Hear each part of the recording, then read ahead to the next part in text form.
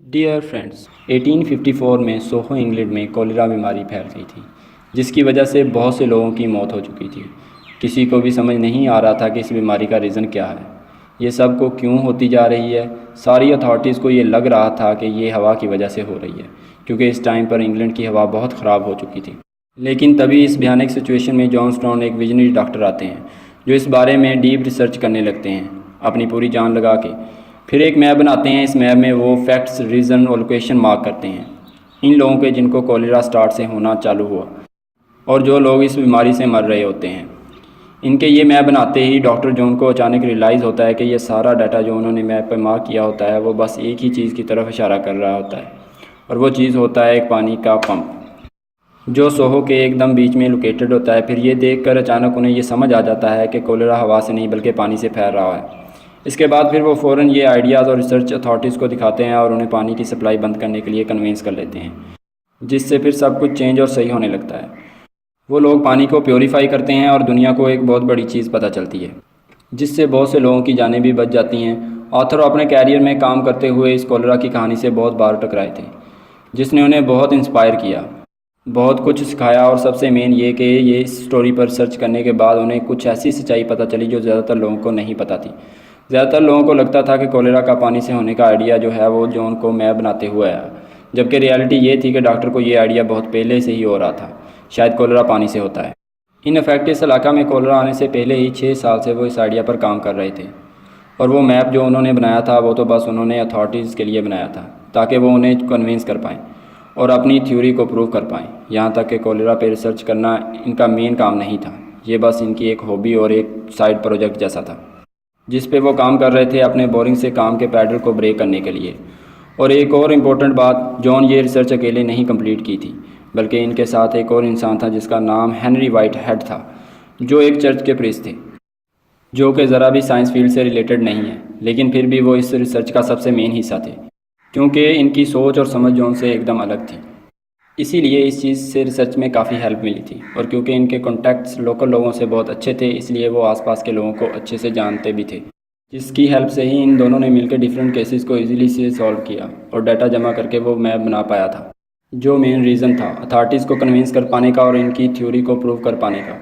अब इस स्टोरी से और आर्थर के किए गए बहुत सारे रिसर्च से, जो कि अलग अलग फील्ड में किए गए थे, जैसा कि हिस्ट्री, बायोलॉजी एट्सेट्रा, इससे आर्थर हमें बहुत से इंपॉर्टेंट पॉइंट्स सिखाते हैं, जिनको फॉलो करके हम ग्रेट आइडियाज़ क्रिएट कर सकते हैं।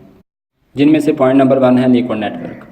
अगर मैं आपसे पूछूं कि आपको कैसा लगता है ज़्यादातर ग्रेट आइडियाज़ कहाँ से आते होंगे, मतलब स्पेसिफिकली कौन सी जगह से, तो ज़्यादातर लोग शायद बोलेंगे रिसर्च लैब से, जहाँ लोग एक्सपेरिमेंट करते रहते हैं या ऐसा कुछ। लेकिन ऑथर कहते हैं नहीं, ज़्यादातर आइडियाज़ तब नहीं आते जब आप अकेले बैठकर रिसर्च कर रहे हों जैसे लैब में, बल्कि आइडियाज़ आते हैं ऐसी जगह में जहाँ लोग फ्री माइंड के साथ अपने थॉट्स शेयर करते हैं, जैसे कि किसी कॉफ़ी शॉप में। इंग्लैंड में इनोवेशन और आइडियाज़ बहुत बढ़ गए थे जब लोगों ने शराब पीने की बजाय कॉफ़ी पीना स्टार्ट कर दिया था, कॉफ़ी शॉप पे जाके, जहाँ वो कॉफ़ी पीते हुए अपने आइडियाज़ और थॉट्स अलग अलग फील्ड के लोगों के साथ शेयर करते थे। इसलिए हमें भी एक नेटवर्क और ग्रुप जो क्रिएट करना चाहिए लोगों के साथ, जिससे हम अपने आइडियाज़ को शेयर और क्रिएट कर सकें। और बेटर होगा कि अगर हम अपने नेटवर्क को डिवर्स रखें, मतलब अलग अलग फील्ड के लोगों के साथ डिस्कशन करें, बिकॉज इससे हमें अलग अलग चीज़ों के अलग अलग मीनिंग्स और रास्ते मिलेंगे, जो हमारे सिंपल से आइडियाज़ को भी इम्प्रूव करके उन्हें ग्रेट बना सकता है। दुनिया के कुछ ग्रेट आइडियाज़ किसी एक आदमी के अकेले रिसर्च करने पर नहीं बने हैं, बल्कि वो दूसरों के अलग अलग आइडियाज़ को खुद के आइडियाज़ के साथ जोड़ के या फिर मॉडिफाई करके आते हैं। इसीलिए आप भी एक तो ऐसा ग्रुप बनाओ जहाँ आप गॉसिप या फालतू बातें करने की बजाय बस आइडियाज़ की बातें करो, क्योंकि याद रखो, छोटी सोच वाले इंसान लोगों की बातें करते हैं, एवरेज सोच वाले इवेंट्स की बातें करते हैं, और ग्रेट इंसान हमेशा आइडियाज़ की बातें करते हैं। जब आप आइडियाज़ की बातें करोगे तो न्यू आइडियाज़ आएंगे, और जब आप इनको डिस्कस और शेयर करोगे तो आपके सिंपल से सिंपल आइडियाज़ भी ग्रेट बन सकते हैं।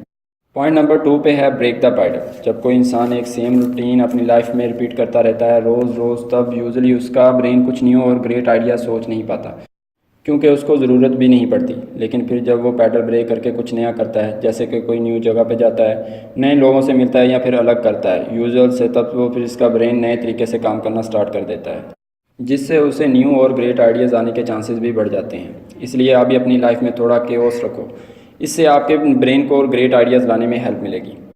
पॉइंट नंबर 3 है ideas generally evolve over time as slow hunches. ज़्यादातर लोगों को लगता है कि ग्रेट आइडियाज़ लोगों को अचानक से आते हैं, एक यूरिका मूवमेंट के साथ, मतलब अचानक से कुछ चीज़ें होती हैं और किसी एक आदमी के दिमाग की बत्ती जल जाती है, जिससे उसे एक ऑसम आइडिया आ जाता है जो सब कुछ बदल देता है। पर यह मोस्टली सच नहीं है, क्योंकि ज़्यादातर ग्रेट आइडियाज़ बहुत सारे टाइम लेकर बनते हैं। टिम बर्नर ने एक बुक पढ़ी थी जिससे इंस्पायर होकर उन्होंने ऑलमोस्ट 20 साल तक इस टॉपिक पे काम किया। तब जाकर वर्ल्ड वाइड वेब, जो इंटरनेट का एक बहुत इंपॉर्टेंट हिस्सा है, ये आइडिया एग्जिस्टेंस में आया और रियलिटी बन पाया, जिसका यूज़ हम सब करते हैं और इनफैक्ट आप शायद अभी भी कर रहे हो। और ऐसे ही ग्रेट आइडियाज़ की बहुत सी एग्जांपल है जो टाइम के साथ धीरे धीरे डेवलप होते गए और दुनिया के सबसे ग्रेट आइडियाज़ बन पाए। इसीलिए आप भी ये मत एक्सपेक्ट करो कि आप सोचते रहोगे और एक दिन अचानक से आपको एक ब्रिलियंट आइडिया आ जाएगा जो आपको सक्सेसफुल बना देगा, बल्कि आप एक नॉर्मल से आइडियाज़ के साथ एक्शन लेना स्टार्ट कर दो। वो आइडिया फिर भी डेवलप या इम्प्रूव होता जाएगा, या फिर एटलीस्ट आपको इस प्रोसेस में कोई दूसरा बेटर आइडिया आ जाएगा जो आपको सक्सेसफुल बना देगा। मैंने ये सारा data where good ideas come from book से बताया।